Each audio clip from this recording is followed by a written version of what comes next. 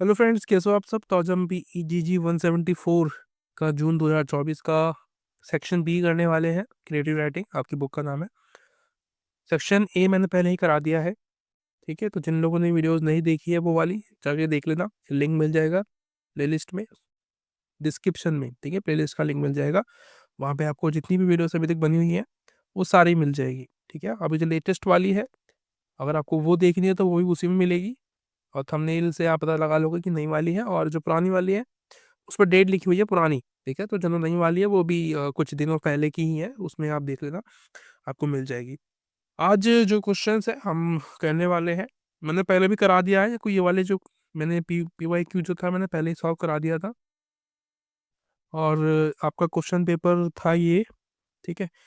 ये वाले जो क्वेश्चन से मैंने करा दिए हैं, ये पहला हो गया है हमारा, ठीक है। सेकंड, थर्ड और सेक्शन बी यानी कि ये वाला जो पार्ट है आज हम ये करेंगे। तो पहला तो ये है आपका स्टोरी वाला, ठीक है।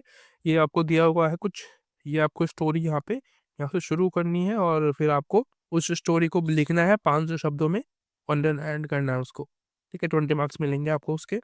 और सेकंड जो क्वेश्चन है वो है आपका सेवन्थ, जिसमें आपको बोल रहा है कि write a feature on how correctly are women portrayed in the media, ठीक है। 500 शब्दों में आंसर आपको लिखना है इसका। यहाँ पे लिखा हुआ होता है, ठीक है। हर क्वेश्चन के लास्ट में आपको लिखा होगा 500 शब्द, तो वहाँ पे आपको याद रखना है कि 500 शब्द ही लिखने हैं, यानी कि 5 पेज भरने हैं, ठीक है। और फिर हमारा जो है 8वां है, 9वां है, 10वां है, मैंने सारे करा दिए हैं एक ही बारी में, ताकि बार बार ना कराने पड़े आपको, दिक्कत ना हो, ठीक है। तो पहला question, write a feature on how correctly are women portrayed in the media. तो जो पहला क्वेश्चन था और सिक्स क्वेश्चन, वो मैंने नहीं कराया है सेक्शन बी से, क्योंकि वो आपके पे डिपेंड करता है कि आप कैसी स्टोरी बनाते हो। मैं तो अपने हिसाब से बना दूंगा, वो याद करने की चीज़ नहीं है, ठीक है। वो लिखने की चीज़ है। आप जितना प्रैक्टिस करोगे उस चीज़ को उतना अच्छा आप लिख पाओगे, और आपकी मर्जी है, आप लीव भी कर सकते हो, ठीक है। बाकी आप इन चीज़ों पर ध्यान दो कि भाई कैसे लिखते हैं शॉर्ट, क्योंकि यहाँ पे काफ़ी सारी चीज़ें ऐसी है मैं दिखाऊंगा आपको, जो कि आपको कम लिखने पे भी नंबर अच्छे मिल जाते हैं, ठीक है। क्रिएटिव राइटिंग है इसीलिए। तो वुमेन्स के ऊपर क्वेश्चन है कि भाई जो मीडिया है, जैसे कि न्यूज़पेपर है, मीडिया जो होता है, जो भी मीडिया के आपको एग्जांपल देखने को मिलते हैं, सोशल मीडिया भी आ रहा है अब तो। Media, social media, newspaper, magazines, तो ये आपको इन्फॉर्मेशन देते हैं चीज़ों के बारे में। तो ये कह रहे हैं कि महिलाओं का कैसे वो मतलब विवरण करते हैं अपनी आर्टिकल्स में, उसके ऊपर बता रहे हैं कि अगर हम महिलाओं को वहाँ पे अच्छी तरीके से प्रेजेंट करते हैं तो डेफिनेटली लोगों के अंदर जो महिलाओं के लिए जो पुरानी सोच है, ठीक है, कि भाई ये बस एक इस्तेमाल करने की वस्तु है और घर पे रहने लायक ही है, इसकी शादी करो, और इस तरीके से मतलब कि भाई इसको जॉब क्यों करनी है, ऐसी जो धारणाएं हैं इनको ख़त्म करने के लिए हमें अच्छे आर्टिकल्स लिखने चाहिए। महिलाओं की जो भागीदारी है देश की अर्थव्यवस्था के अंदर, उसको बढ़ावा देने के लिए, ठीक है। मैं तो हिंदी में बता रहा हूँ आपको, ताकि आपको समझ में आ जाए, बाकी आपको इंग्लिश में ही लिखना है पूरा एग्जाम, ठीक है। इसमें कोई ये नहीं है कि आपका हिंदी मीडियम है तो आप पूछोगे कि सर इसमें इसको हम हिंदी में लिख सकते हैं, नहीं। इंग्लिश का टॉपिक है तो आपको इसको इंग्लिश में ही लिखना है, ठीक है। पूरा आपकी बुक इंग्लिश में ही है, इंग्लिश क्रिएटिव राइटिंग करके, तो आपको इंग्लिश में ही आंसर लिखने पड़ेंगे। सबसे पहले मैंने क्या किया है, कुछ लाइंस लिखी है और मैंने बताया कि the media a powerful force in shaping societal perspectives, ठीक है, often serves a mirror reflecting the complicities of our world, yet when comes to the portrayal of women the reflection is frequently distorted।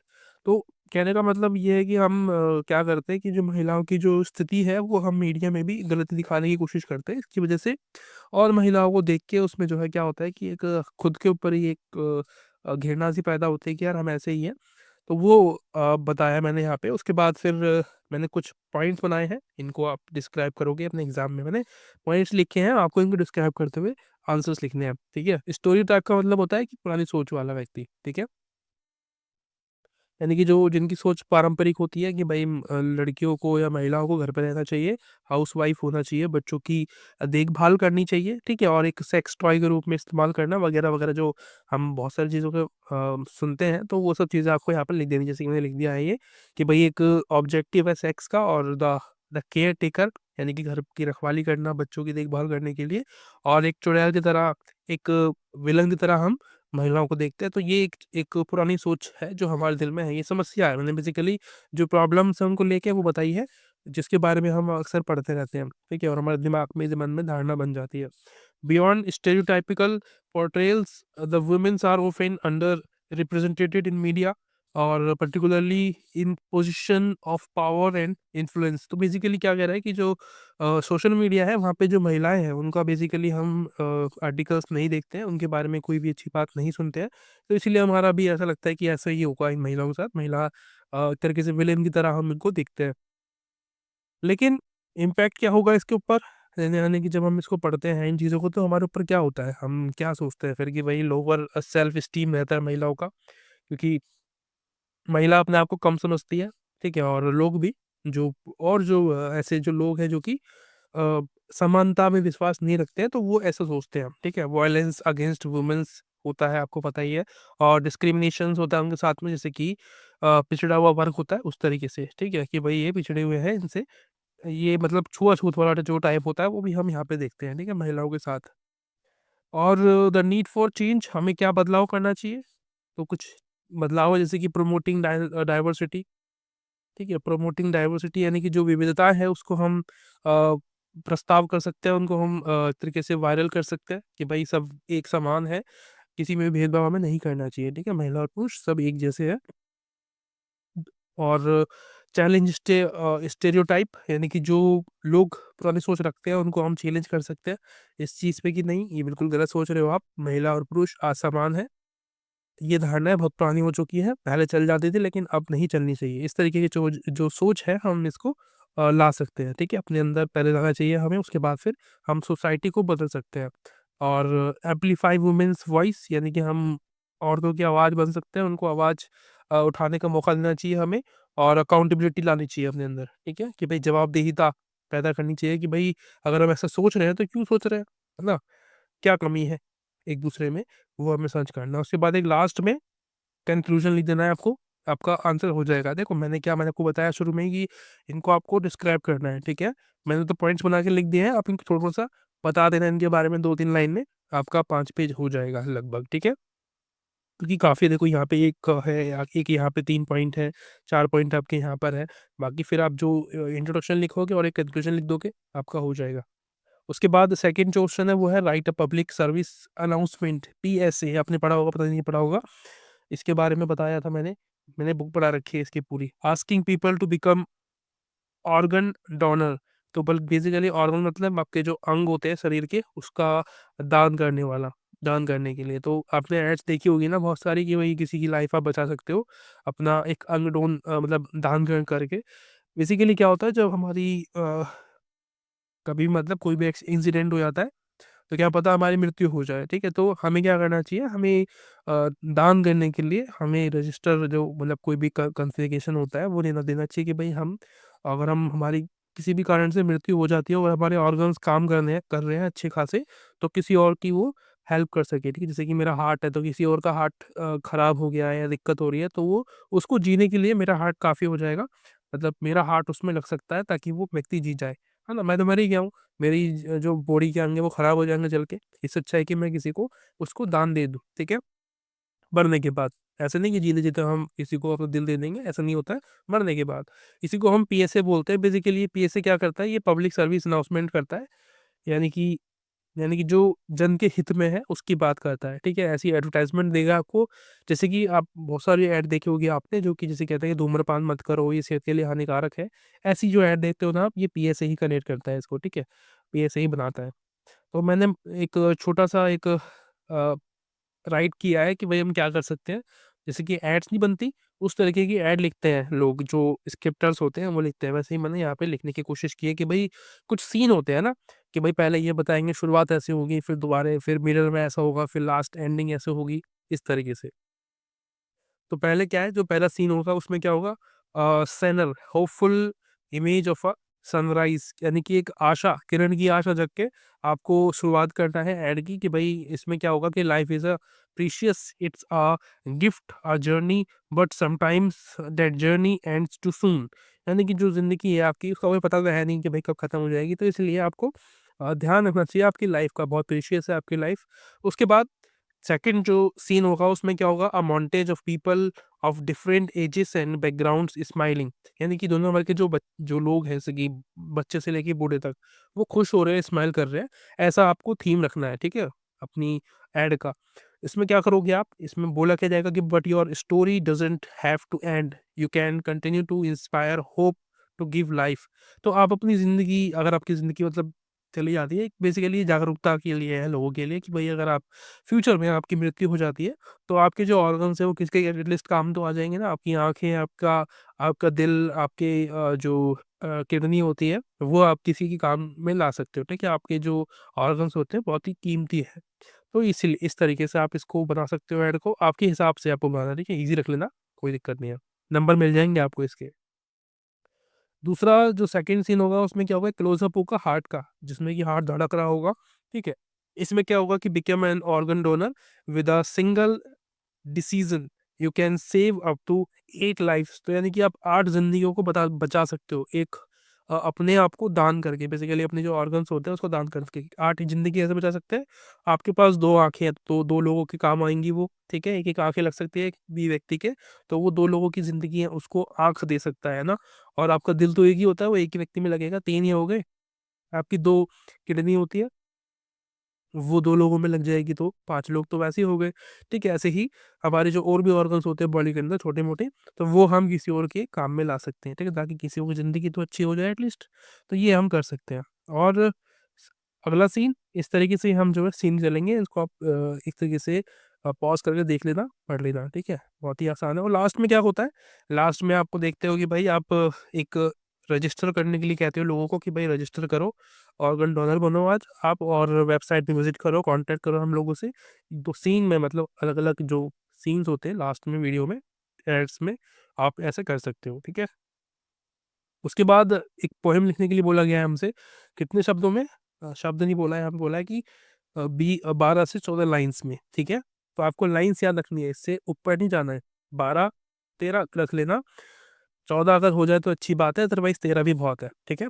13 line में आपको क्या करना है, एक अच्छा सा सूटेबल टाइटल इसको दे देना है, कोई भी कहानी लिख देना आप पोएम अपनी तरफ से, और उसको एक अच्छा सा टाइटल आपको लिखना है उसमें, जैसे कि मैंने लिख दिया यहाँ पे इम्पेरल एकॉस, ठीक है। तो यहाँ मैंने एक स्टोरी लिख दी है, पोएम, स्टोरी कह रहा हूँ, पोएम लिख दिया, आपको पोएम ही लिखनी है, ठीक है, लाइन से गिन लेना, एक्यूरेट होगी। आप ऐसे लिख सकते हो, ठीक है। मैंने आपको एक आइडिया देने के लिए ये चीज़ लिखी है, ये कभी भी कोई कॉपी नहीं कर सकता, ठीक है, ये इनकी जो लैंग्वेज है बहुत मुश्किल होती है, ये मैंने कहीं से देख के लिख दी थी।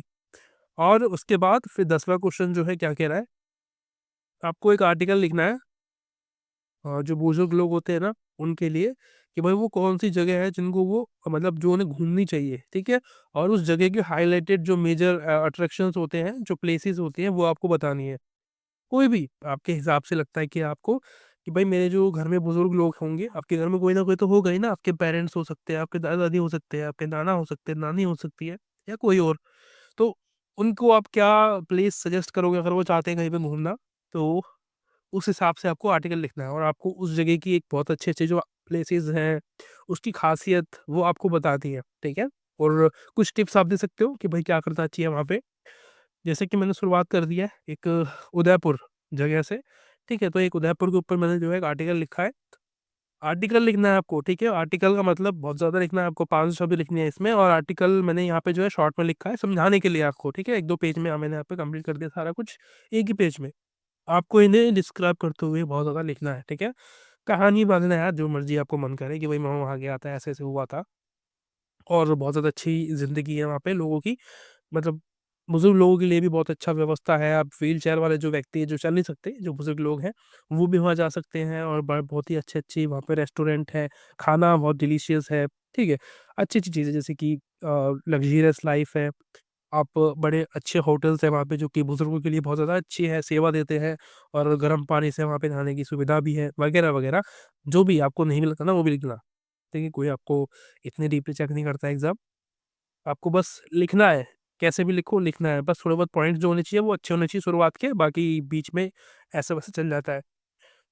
तो वाई उदयपुर, कि भाई उदयपुर ही क्यों आप घूमना चाहिए आपको, क्योंकि भाई रिलैक्सिंग प्लेस है बहुत ज़्यादा, ठीक है। कंफर्टेबल अकोमोडेशन यानी कि wide range of luxury hotels, बहुत ज़्यादा होटल्स आपको देखने को मिलते हैं वहाँ पे, तो बुजुर्गों के लिए बहुत ज़रूरी है कि रात में वो स्टे कर सके आराम से। और एक्सेसिबिलिटी अट्रैक्शंस यानी कि आप व्हील चेयर्स भी वहाँ पे इस्तेमाल कर सकते हो। व्हील चेयर्स के लिए भी बहुत अच्छी जगह है कि भाई आपको अगर सीढ़ियों पे चढ़ना है व उतरना है तो उसके लिए व्हील चेयर के लिए एक अलग जगह बना रखी है, ठीक है, सब जगह। और डिलीशियस कुशन्स यानी कि बहुत ज़्यादा अच्छे खाना है, अच्छी चीज़ें हैं वहाँ पे, ठीक है। और सेकंड जो है मस्ट टू विजिट अट्रैक्शंस यानी कि वहाँ पे कौन से अच्छे-अच्छे जगह है जो आप घूम सकते हो, ठीक है, एज़ अ एल्डर मैन, ठीक है, या वुमेन। तो सिटी प्लस यानी कि वहाँ पे है और लाइफ़स्टाइल उसकी बहुत अच्छी है। मेवाड़ रूलर्स का है वो। उसमें आपको क्या है कि भाई उसका आर्किटेक्चर बहुत अच्छा है, ब्यूटीफुल है बहुत ज़्यादा और कलेक्शन जो है वहाँ पे आर्ट्स बहुत ज़्यादा है, ठीक है। उसके अलावा लेक प्लेस पचोलास वहाँ पे आपको देखने को मिलते हैं बहुत सारे, ठीक है। और जगदीश टेम्पल है, सहेलियों की रीरी करके एक जगह है वहाँ पे, फतेह सागर लेक है, तो बहुत सारे जो है ऐसे प्लेस हैं जो कि घूमने चाहिए बुजुर्गों को। और कुछ तीर्थ स्थल भी हो सकता है जो भी आप प्रेफर कर सकते हो। बाकी ये थोड़ा जो उदयपुर है कुछ यूनिक सा है, तो आप ये भी यूज़ कर सकते हो अपने आंसर राइटिंग में, ठीक है। टाइप्स टिप्स कुछ मैंने दिए हैं यहाँ पे, जैसे कि भाई आप कंफर्टेबल है बहुत ज़्यादा।